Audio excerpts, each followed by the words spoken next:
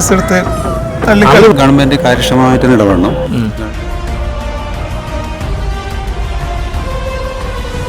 Mafia സംഘങ്ങൾ തഴച്ചു വളരുന്ന കൊച്ചു കേരളം, അവസാനമായി ചാരിറ്റി മാഫിയയും അനേകം പേരുടെ പേരിൽ തട്ടിപ്പ് നടത്തുന്ന ചാരിറ്റി സംഘങ്ങളെക്കുറിച്ച് ജനാഭിപ്രായം. സംസ്ഥാനത്ത് ഈ ജീവകാരുണ്യ പ്രവർത്തനം ചാരിറ്റി രംഗത്ത് വലിയ തട്ടിപ്പുകൾ നടന്നു വരുന്നു. ഒരു നോട്ടീസ് അടിച്ച് ഇങ്ങനെ കൊണ്ടുനടന്ന് പലരെയും സംരക്ഷിക്കുന്നു എന്ന വ്യാജേന ഒരു മാഫിയ സംഘം അടുത്ത കാലത്തായി പ്രവർത്തിച്ചു വരുന്നു. അവർക്ക് പലരും സഹായങ്ങൾ നൽകുന്നുണ്ട്, കാരണം അവർ ചെയ്യുന്നത് വലിയ പുണ്യം. പക്ഷെ അതൊരു വലിയ മാഫിയ സംഘമായി വളർന്നുകൊണ്ടിരിക്കുന്നു. സർക്കാരിൻ്റെ രജിസ്ട്രേഷനോ ഒന്നുമില്ലാതെ തന്നെ നടന്നു. അത് ശരിക്കും അത് നിയന്ത്രിക്കപ്പെടേണ്ടതല്ലേ? അതെ, നിയന്ത്രിക്കപ്പെടേണ്ടതാണ്.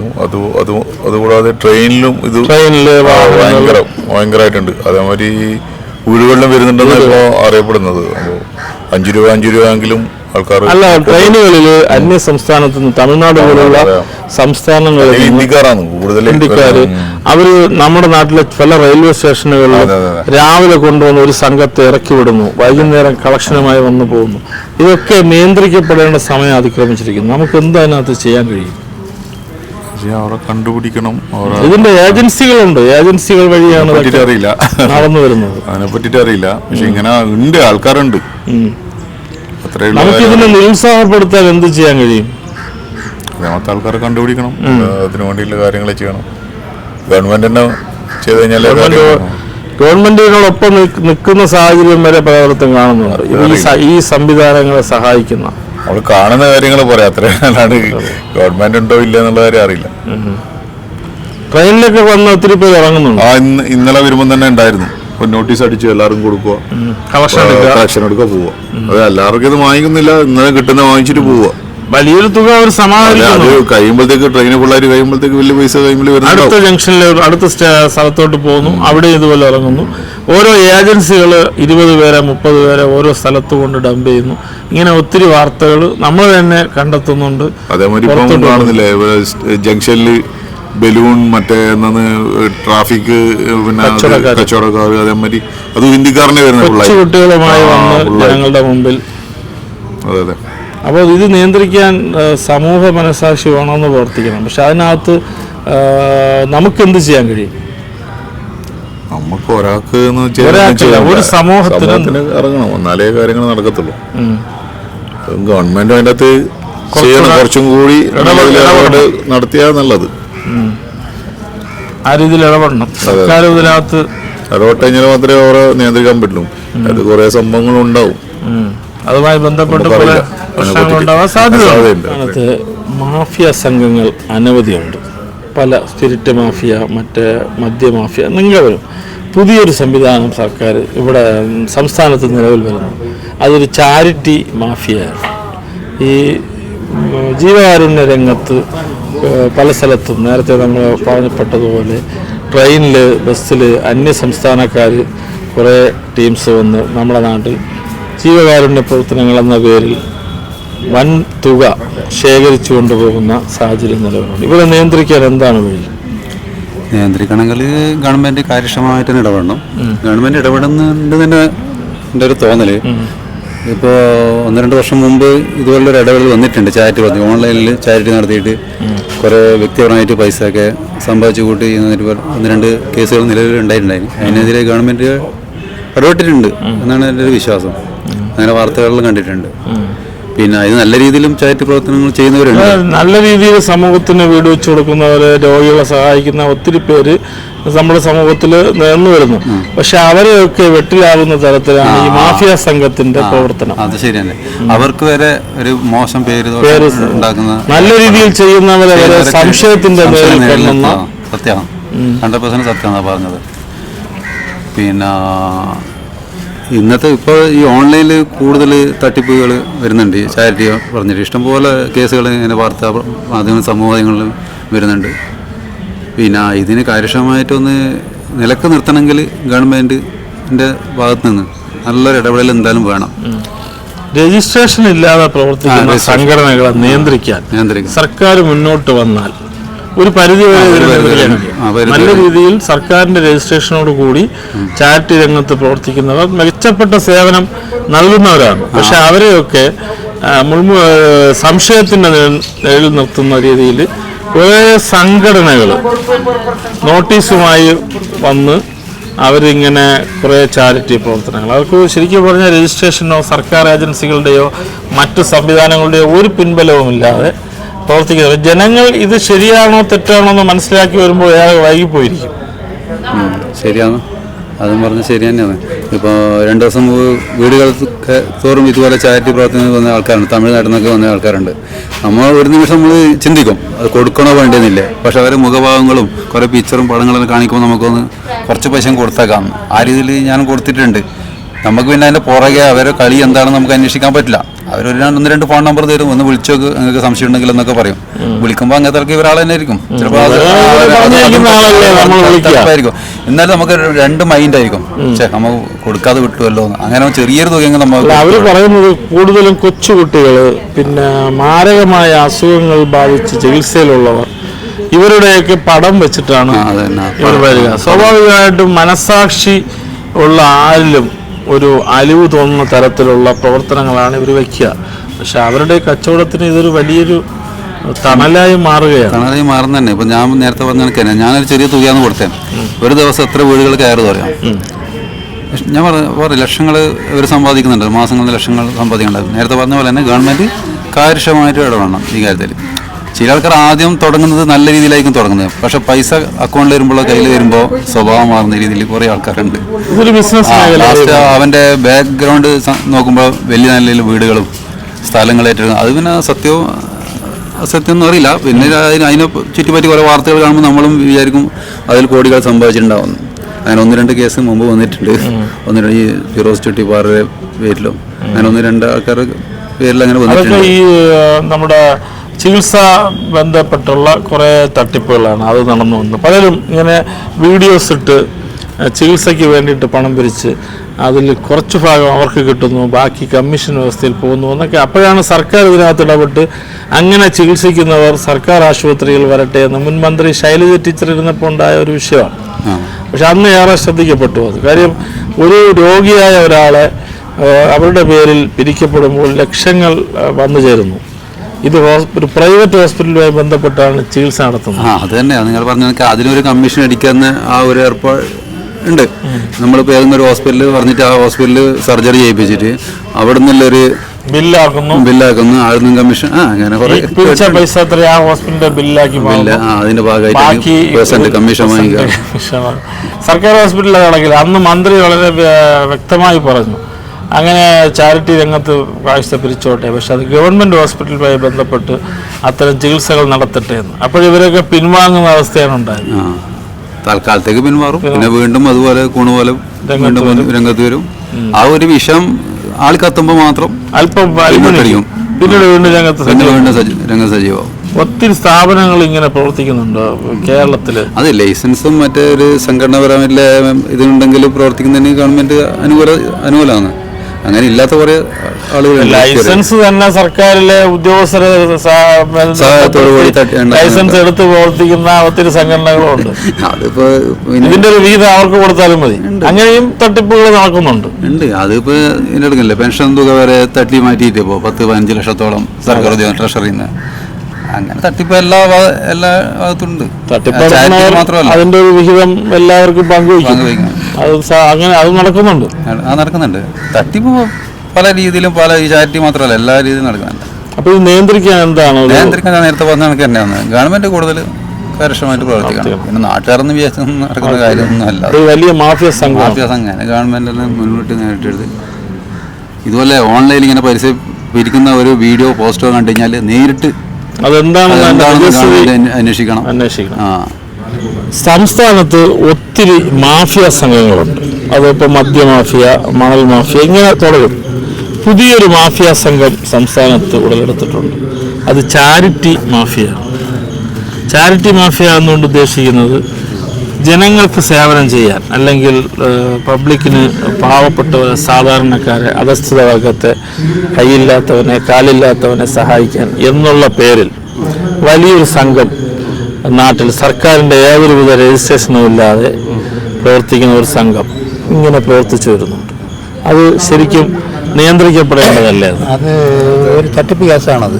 കാര്യം ഒരുപാട് ആളുകൾ ഈ പേരും പറഞ്ഞ് നമ്മുടെ അവിടെ തന്നെ അതെ, ഒത്തിരി സ്ഥലത്തുണ്ട്. പിരിവിന് വരും. ഈ കൊച്ചു അനാഥ പിള്ളേരെയൊക്കെ സംരക്ഷിക്കും, വയസ്സായവരെയൊക്കെ സംരക്ഷിക്കുകയാണ്. അതെ, നോട്ടീസുകൾ അടിച്ചുകൊണ്ട് വരും. പക്ഷെ അത് ചില ആളുകൾ കൊടുക്കുന്നുണ്ട്, കേസ് കൊടുക്കുന്നുണ്ട്. പിന്നെ അവരിങ്ങനെ ചെയ്യുന്നത് ഇത് വാങ്ങിച്ചിട്ട് അവർക്കൊരു ലാഭം ഉണ്ടാക്കാനാണ്. അവർക്ക് ഇതിന്റെ നടത്തിപ്പുകാർക്ക് നല്ല ലാഭം ഉണ്ടാവും. ഒത്തിരി സ്ഥാപനങ്ങൾ ദിവസവും കൂടിക്കൊണ്ടിരിക്കുകയാണ്. കൂടിക്കൊണ്ടിരിക്കുകയാണ്. ഇപ്പം ഒരുപാടുണ്ട്. ഈ സർക്കാരിന്റെ എന്ന് പറയുമ്പോൾ അങ്ങനെയല്ല.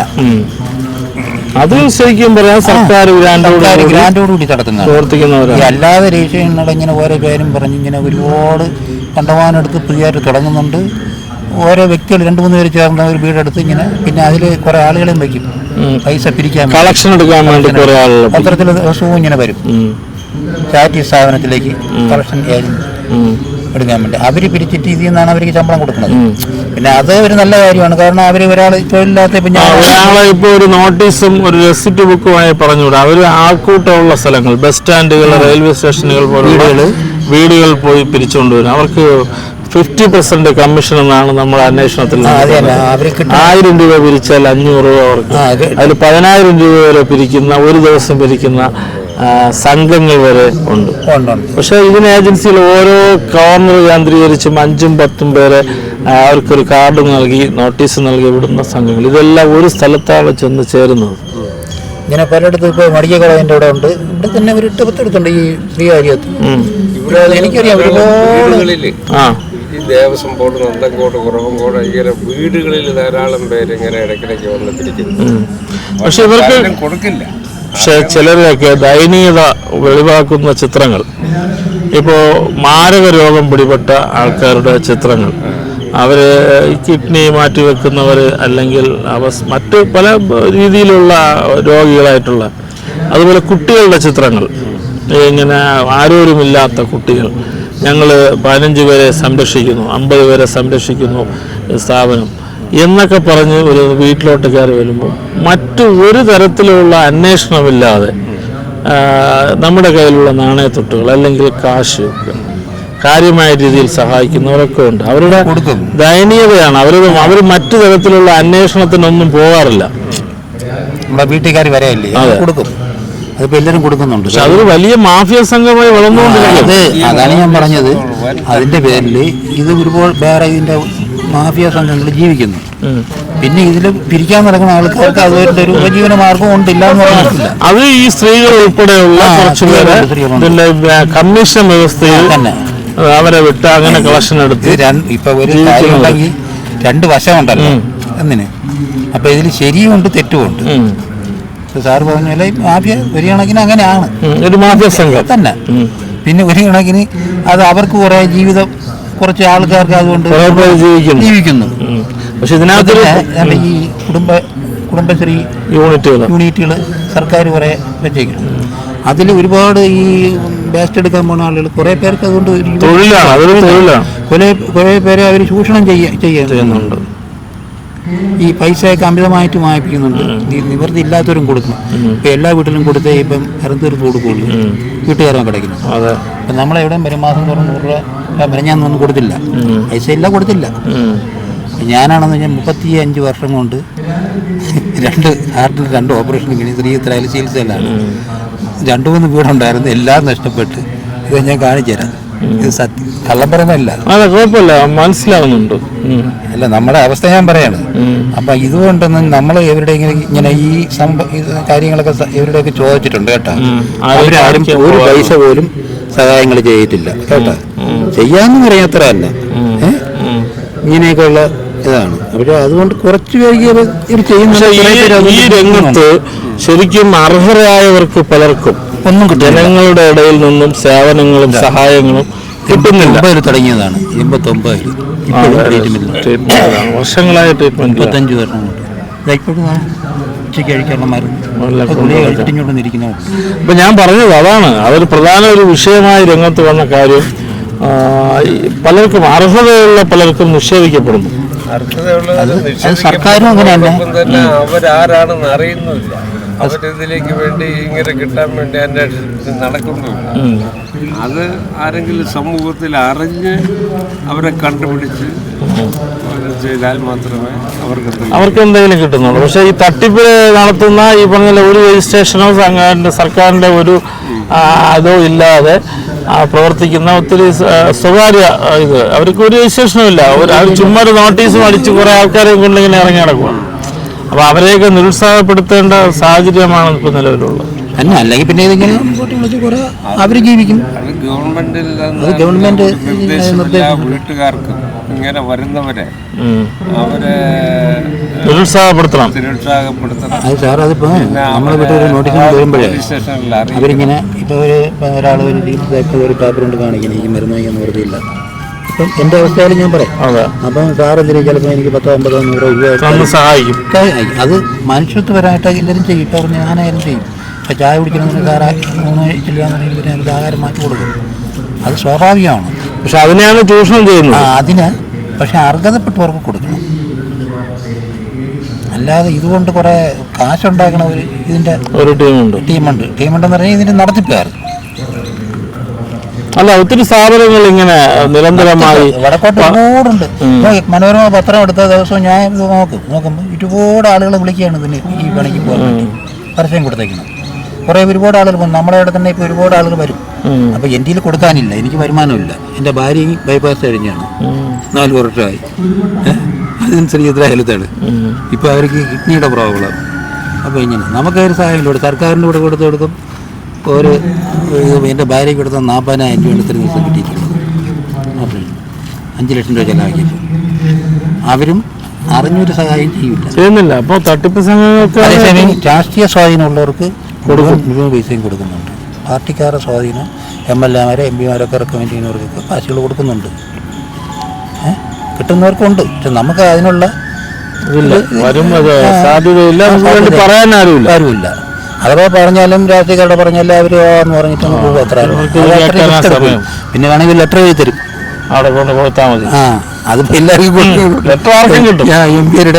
MP എഴുതി തരും, MLA എഴുതി തരും. പക്ഷെ അതിന്റെ പിന്നിൽ അവർ പ്രവർത്തിക്കില്ല. എന്ത് പറയുന്നു?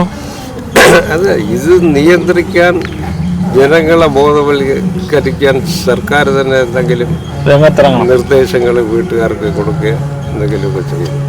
ഇങ്ങനെ വരുന്നവരെ അതാത് സ്റ്റേഷനിൽ അറിയിക്കാനുള്ള സൗകര്യവും ഫോൺ നമ്പറോ ഏർപ്പാടാക്കണം.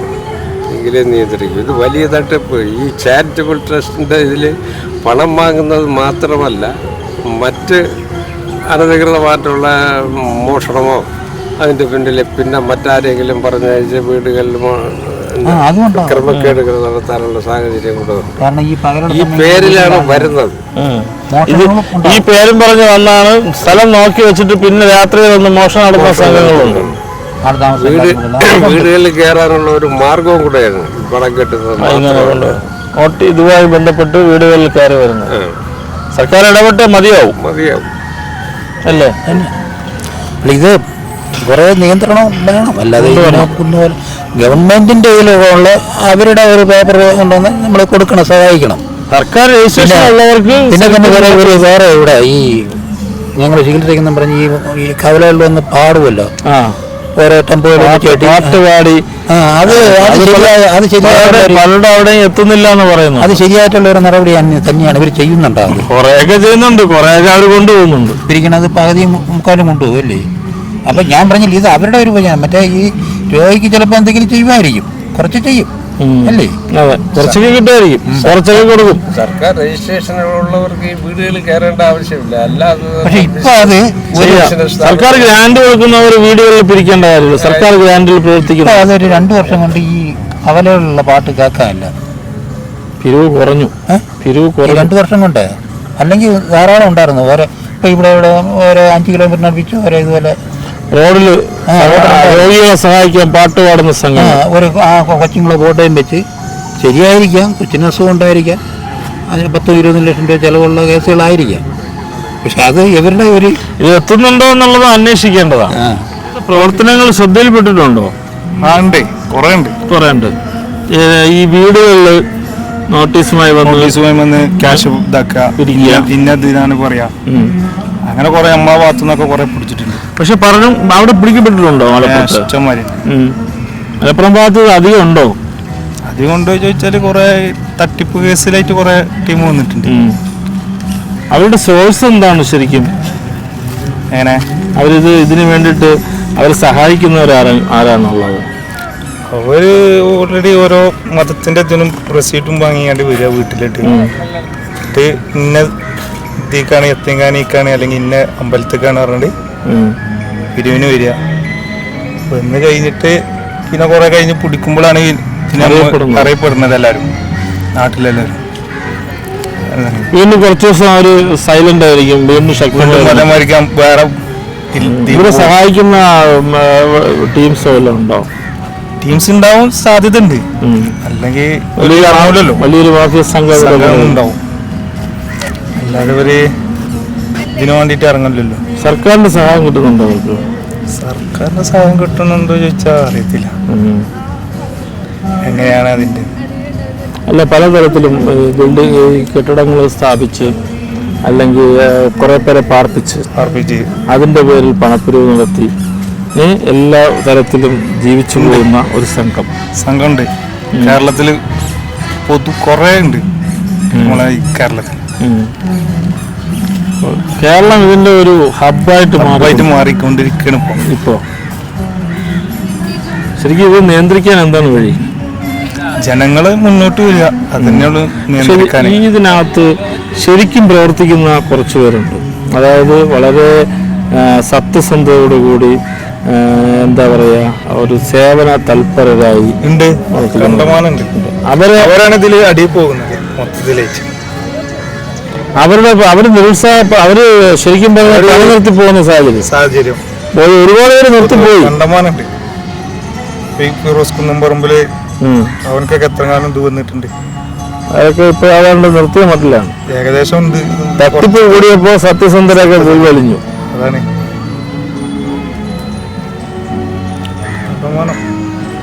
നാട്ടിൽ ഇഷ്ടംമാതിരി ആൾക്കാർ അങ്ങനെ ജീവിച്ചു പോകുന്നുണ്ട്. പക്ഷെ അവര് സഹായിക്കുന്നത് എന്തെന്ന് വെച്ച് കഴിഞ്ഞാല് ഈ അവര് വന്ന് പറയുന്ന കേസസ് അവര് വളരെ വീട്ടില് ആരുമില്ലാത്തപ്പോഴല്ലേ വരുന്നത്. അവരോട് ഇന്ന സഹായത്തിനെന്ന് പറഞ്ഞാൽ പൈസ ക്യാഷ് കൊടുക്കില്ലേ. മറ്റൊരു കാര്യം, ഈ റെയിൽവേ സ്റ്റേഷനുകള്, ബസ് സ്റ്റോപ്പുകള്, പ്രധാനപ്പെട്ട ബസ് സ്റ്റാൻഡുകളൊക്കെ കേന്ദ്രീകരിച്ച് അന്യ സംസ്ഥാനങ്ങളിൽ നിന്ന് കൊണ്ടിറക്കി വൈകുന്നേരം കളക്ഷൻ എടുക്കുന്ന ടീമുകളുണ്ട്. അതൊന്നും ശരിക്കും സർക്കാരിന്റെയോ ശ്രദ്ധയിൽപ്പെടുന്നില്ല. കേരളത്തിൽ തന്നെ ആകെ കിടക്കല്ലേ അന്യ സംസ്ഥാനത്തിന്റെ തൊഴിലാളികൾ കൊണ്ട്. തൊഴിലാളികൾ ഒരു വശത്ത്, പക്ഷെ അവര് ഈ ചാരിറ്റി രംഗത്ത് പ്രവർത്തിക്കുന്ന രീതിയിൽ പിരിവെടുക്കാൻ വരുന്ന ഒത്തിരി പേര് ഇതിലുണ്ട്. ഇത് എങ്ങനെ നമുക്കിത് നിയന്ത്രിക്കാൻ കഴിയും? ഒരു സാമൂഹികമായിട്ടൊരു സമൂഹമായിട്ട് എല്ലാവരും ഒത്തു നിന്നുകൊണ്ട് നിയന്ത്രിക്കുക, അത് ഇതിന് പോകുമ്പോഴേ ഉള്ളൂ.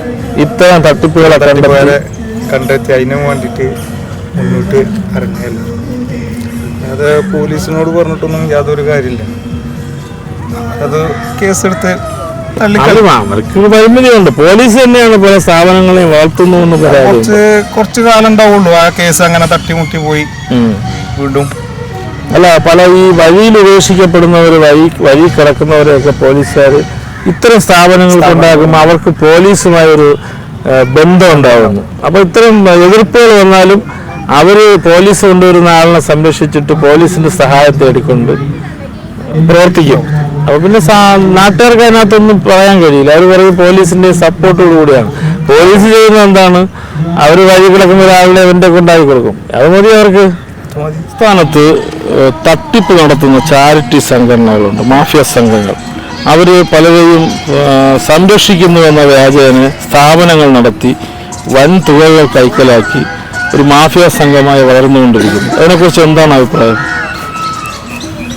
അത് മാഫിയ സംഘമായിട്ട് വളരുന്നുണ്ട് എന്നുള്ളത് വളരെ ചുരുക്കം കേസിലാണെങ്കിലും ഞാൻ പലപ്പോഴും വിചാരിക്കാറുണ്ട്, ഇതുപോലെ മീഡിയക്കും അതുപോലെ ഗവൺമെന്റിനൊന്നും എത്തിപ്പെടാത്ത ഈ കോമൺ മാൻ, സാധാരണക്കാരുടെ ആവശ്യങ്ങൾ പലപ്പോഴും ഇപ്പോൾ ഈ ഫിറോസ് കുന്നംപറമ്പിൽ, അതുപോലെ നിലമ്പൂർ, പ്രശാന്ത് നിലമ്പൂർ, അങ്ങനെയുള്ള ആളുകൾക്കൊക്കെ ഒന്നും കൂടി ജനങ്ങളിലോട്ട് ഇപ്പോൾ മീഡിയക്ക് കഴിയുന്നില്ല എന്നല്ല ഞാൻ പറയുന്നത്. ഇപ്പോൾ കോഴിക്കോടുള്ള അബ്ദുൾ റഹ്മാൻ അവരുടെ 34 ക്രോറൊക്കെ മീഡിയ കാരണം തന്നെയാണ് എത്തിപ്പെട്ടിട്ടുള്ളത്.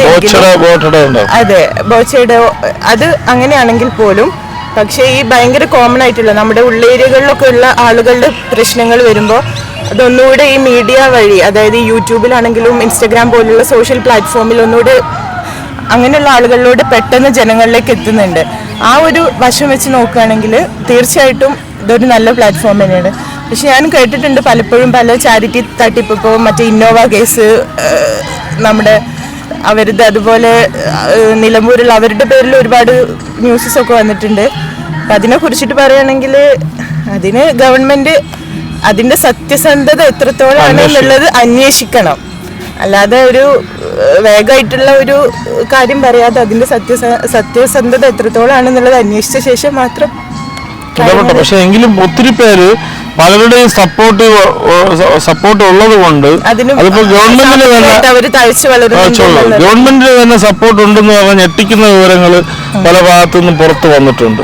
കാര്യം അവര് സർക്കാരിന്റെ ചില ഏജൻസികളെ സ്വാധീനം, പോലീസിന്റെ സ്വാധീനം ഒക്കെ വെച്ചിട്ട് അവരിങ്ങനെ ഞങ്ങളെ ഇത്ര പേരെ പാർപ്പിക്കുന്ന, അവരെ സംരക്ഷിക്കുന്ന സ്ഥാപനങ്ങൾ എന്നൊക്കെ പറഞ്ഞിട്ട് വിദേശ രാജ്യങ്ങളിൽ നിന്ന് തന്നെ വലിയ വലിയ കോടീശ്വരന്മാരുടെ ഫണ്ട് സ്വീകരിച്ച് ഇങ്ങനെ തഴച്ചു വളരുന്ന ഒത്തിരി സംഭവങ്ങൾ നമ്മുടെ നാട്ടിലുണ്ട്.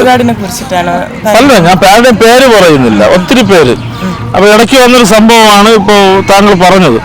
അപ്പോൾ അത്തരം കാര്യങ്ങൾ അതിപ്പോൾ ഒരു വ്യക്തി എന്നുള്ളതിലല്ല, പല വ്യക്തികളും ഇതിൻ്റെ പേരിൽ ചാരിറ്റി അല്ലെങ്കിൽ ആരോഗ്യമില്ലാത്തവരെ സംരക്ഷിക്കുന്നു എന്നൊരു പേര് കൈമുതലാക്കിക്കൊണ്ട്, അഡ്രസ്സാക്കിക്കൊണ്ട് അവരുടെ ഭാഗം, അവരുടെ കുടുംബം അല്ലെങ്കിൽ അവരുടെ സമൂഹം ഇങ്ങനെ കോടികളുടെ അവസ്ഥയിലോട്ട് വരുന്നു. ഇത് നമ്മളെപ്പോലുള്ള സാധാരണക്കാരന്റെ വേർപ്പിന്റെ അംശം കൊണ്ടാണ്. ഇതിനെ എങ്ങനെ നിയന്ത്രിക്കാൻ കഴിയുന്നു? ഇപ്പൊ എനിക്കൊരു സെറിബ്രൽ പാൾസി ഉള്ള അനിയനുണ്ട്. അവന് നമ്മുടെ ഗവൺമെന്റിന്റെ പ്രതീക്ഷ എന്ന് പറഞ്ഞിട്ടുള്ള ഒരു ഗവൺമെന്റ് ഒത്തിരി സേവനം ചെയ്യുന്നുണ്ട്. പലപ്പോഴും അതിനെ കേട്ടിട്ടുണ്ട്, ഫണ്ട് മുഴുവനും കിട്ടുന്നില്ല, അങ്ങനെയൊക്കെ സംഭവം എനിക്ക് കേട്ടിട്ടുണ്ട്. കറക്റ്റായിട്ട് എനിക്കറിയില്ല അതിനെ കുറിച്ചിട്ട്. അതുപോലെ തന്നെയാണ് ഇപ്പൊ ഈ റീസെന്റ് ആയിട്ട് വന്നിട്ടുള്ള നമ്മുടെ ഇപ്പൊ ഞാൻ ഈ പറഞ്ഞ സംഭവം. അത് കാര്യമായിട്ട് എന്താണുള്ളത് എന്ന് വെച്ചാൽ അതിനനുസരിച്ചിട്ട് ചെയ്യണം. അതായത് പാവങ്ങൾക്ക് അവകാശപ്പെട്ടിട്ടുള്ളത് പാവങ്ങൾക്ക് നല്ല, അതുപോലുള്ള നമ്മളെ പോലെ തന്നെ തുല്യ അവകാശം ഉള്ള ആളുകളാണ് മറ്റുള്ളവർ. അവര് ഡിസീസ്ഡായി ജനിച്ചോ ഇല്ലേ എന്നുള്ളത് അവരുടെ തെറ്റല്ല. നാളെ സാമൂഹികമായിട്ട് ഉയർത്തിക്കൊണ്ടുവരുന്നത് നമ്മുടെ ബാധ്യതയാണ്, കടമയാണ്. തീർച്ചയായിട്ടും നമുക്ക് പറയാൻ പറ്റില്ല നാളെ നമുക്ക് എന്തൊക്കെ വരാൻ പറ്റും എന്നുള്ളത്. അപ്പോൾ ഇതുപോലുള്ളൊരു ചതിക്കുഴിയിൽ നമ്മൾ വീഴാതിരിക്കാൻ വേണ്ടിയിട്ട് അത് ഗവൺമെന്റിന് അതിന് ഉത്തരവാദിത്തപ്പെട്ടിട്ടുള്ള ആളുകൾ എന്താണെങ്കിലും അത് ചെയ്യണം എന്നുള്ളതാണ് പറയാനുള്ളത്. അനാഥരുടെയും അഗതികളുടെയും പേരിൽ തട്ടിപ്പ് നടത്തി കോടികൾ തട്ടുന്ന സംഘത്തെ നിയന്ത്രിച്ചേ മതിയാവുമെന്ന് ജനാഭിപ്രായം. സർക്കാർ ഉണർന്നു പ്രവർത്തിക്കട്ടെ. മറ്റൊരു വിഷയവുമായി വീണ്ടും കാണാം. Good bye.